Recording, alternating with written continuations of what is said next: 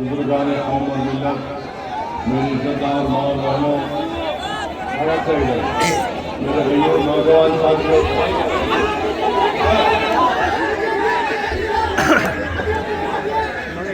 मुस्लिम प्रगतिशील परिवार मोहतरम जनाब हसनैन साहब मजलिस इत्तेहाद मुस्लिमीन ठाकुर उम्मीदवार,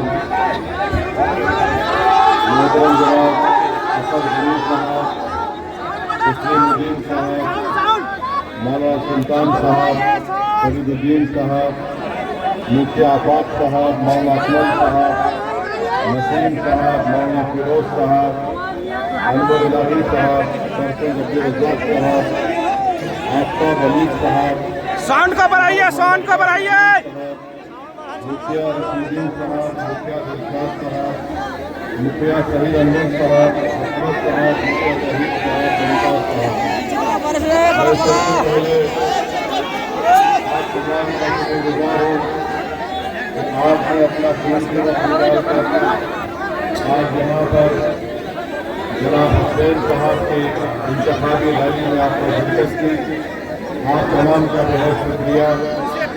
और एक दिन के इंतजाम में यहाँ पर दीगल बैंक फंसिया में ये जलसे में इतनी बड़ी तादाद में, हजारों की तादाद में आपने शिरकत की। मैं आप तमाम का शुक्रिया अदा करता हूँ।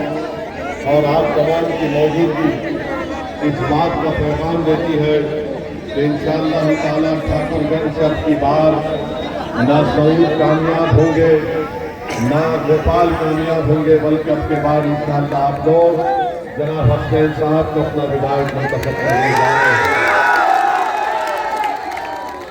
मेरे अजीज दोस्तों और बुजुर्गों, मैं आपको एक बात बताना चाहूँगा कि इंशाअल्लाह ताला आप तमाम की दुआओं से, आप तमाम के साथ से यहाँ पर जनाब हसनैन साहब जो मजलिस के उम्मीदवार हैं, जिनको अपनी टीचर की नौकरी को छोड़ना पड़ा और उनको कुर्बानी देना पड़ा क्योंकि वो आपके इंसाफ की लड़ाई लड़ रहे थे, मुझे यकीन है कि उनकी कामयाबी के बाद इंशाअल्लाह ताला तुलसिया में आठगाछी में नदी के पुल का निर्माण होगा।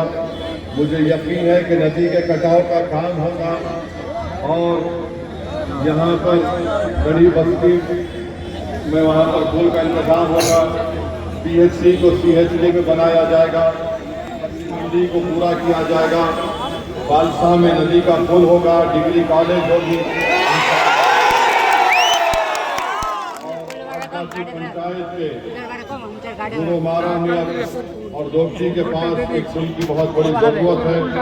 मैं आपसे वादा कर रहा हूँ कि इंशाअल्लाह ताला वो काम भी हम शुरू करवाएंगे मंजूर करा के। और फिर आठियाबाड़ी में, टप्पू में, गोरा मारू में कई गाँव के लोग 1 किलोमीटर का फासला आधे घंटे में या 1 घंटे में तय करते हैं।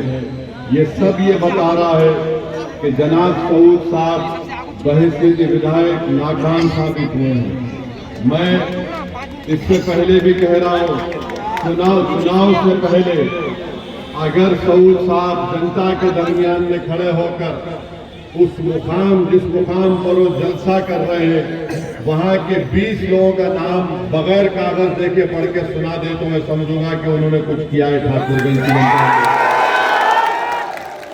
और मैं जनाब सऊद साहब को बता रहा हूँ और उनके साथियों को बता रहा हूँ कि याद रखिए, अगर आप ये जो कह रहे हैं ना कि अगर सऊद को वोट नहीं देंगे तो JDU BJP का कामयाब हो जाएगा।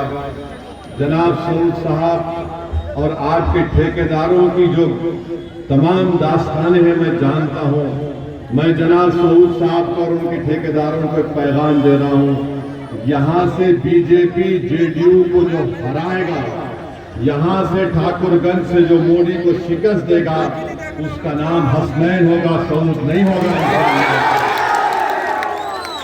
और ये बार बार कहना कि ओवैसी आएगा तो वो जीत जाएगा, मेरे भाई वो जमाना चला गया कि तुम जब डराते थे अब ठाकुरगंज और सीमांचल की जनता बोल रही है कि जालिमों, अब ओवैसी शेर बनकर सीमांचल में आया। नाइंसाफी के दौर का खात्मा होगा इंशाअल्लाह ताला। और आप जानते हैं मेरे भाई, मैं सऊद साहब से पूछना चाहता हूं, जनाब सऊद साहब, जरा हमको ये बता दो कि 1960 से लेकर 2020 तक जितने विधानसभा के चुनाव हुए, 1960 से लेकर 2020 तक, यानी 55-60 साल में जो चुनाव हुए, सऊद साहब और उनकी पार्टी हमको बता दे कि बिहार में 17% अल्पसंख्यक समाज के मुसलमान हैं। आपको मालूम कितने विधायक जीते 17% मुसलमानों के 1960 से लेकर 2020 तक? सिर्फ 8%। जो बैकवर्ड क्लास है उनकी आबादी है 25%, उनके विधायक जीते 35%। जनरल कैटेगरी के लोग हैं, उनकी आबादी है 10% और उनके विधायक जीतते हैं 34%। बिहार में 17% अल्पसंख्यक समाज मुसलमान है और उनके विधायक जीतते 8। और आप ठाकुरगंज में 5 साल में कुछ काम नहीं करवाए और अपनी नाकामी की बुनियाद पर आप ये कह रहे हैं कि अगर मुझे वोट नहीं डाले तो वो जीत जाएगा। याद रखो जनाब सऊद साहब और तुम्हारे ठेकेदार, कल तक कोई विकल्प नहीं था, कल तक कोई मुतबादिल नहीं था। आज मुतबादिल के तौर पर सऊद्दीन ओवैसी तुम्हारे सामने और बीजेपी के सामने। याद रखो, इस बात को भूल जाओ कि मैं काम भी नहीं करूंगा तब भी ठाकुरगंज की जनता मुझे वोट देगी। अरे ठाकुरगंज की जनता, ठाकुरगंज के मुखिया, ठाकुरगंज की पंचायत, ठाकुरगंज की ग्राम पंचायत ने फैसला ले लिया कि हम मोदी नीतीश कुमार को वोट नहीं देंगे, क्योंकि उन्होंने वक्फ का एक काला कानून बनाया जिससे हमारी मस्जिद, दरगाह, खानका और कब्रिस्तान को छीनना चाहते हैं। ठाकुरगंज की जनता ने फैसला ले लिया कि हम बीजेपी और नीतीश कुमार को वोट नहीं देंगे, जिन्होंने कुछ काम नहीं किया, सीमांचल से इंसाफ नहीं किया। ठाकुरगंज की जनता ने फैसला ले लिया कि मोदी ने काला कानून बनाया ट्रिपल तलाक का, मोदी ने CAA का अलग कानून बनाया, हम उसका साथ नहीं देंगे। ठाकुरगंज की जनता ने यह भी फैसला ले लिया सऊद साहब कि 17% है और 3.5% के मल्ला लोग, जिनको मैं सलाम करता हूं, वो कह रहे हैं कि अब की बार उप मुख्यमंत्री हमारा होगा। तो सुनो सऊद और तेजस्वी, 17% ने तय कर लिया, अगर 3.5% का मल्ला का बेटा उप मुख्यमंत्री होगा तो 17% का बिहार में सीमांचल का मुख्यमंत्री। ये जज्बात में लाने के लिए नहीं कह रहा हूं, मैं सीमांचल की जनता से कह रहा हूं, चाहे वो हिंदू मुसलमान हो, शेरशाहवादी हो, सुरजापुरी हो, कुलैया हो, शेख हो, अंसारी हो, याद रखो जब इस सरजमीन का बेटा पटना की गद्दी पर बैठेगा तभी जाकर सीमांचल से जालिमों के जुल्म का खात्मा होगा। मेरे अजीज दोस्तों और बुजुर्गों, मैं सऊद साहब से पूछना चाह रहा हूं, सऊद साहब, क्या आपको याद है 24 अक्टूबर 89 को 79 को 24 अक्टूबर 1979 को क्या हुआ था सऊद साहब? भागलपुर का फसाद हुआ था। कौन सी पार्टी सत्ता में थी? 1000 लोगों की मौत हुई, भागलपुर की खेतों में लाशें पड़ी हुई थी, दफनाया नहीं गया, तो उस पर फूल गोभी को घाट गई थी। बताओ सऊद साहब, ये आपको याद नहीं होगा? अपने बुजुर्गों से पूछो। बताओ सऊद साहब, 22 सितंबर 2022 को सीवान में क्या हुआ था? सुनो, तुलसिया की आवाम 22 सितंबर 2022 को तेजस्वी यादव उप मुख्यमंत्री थे।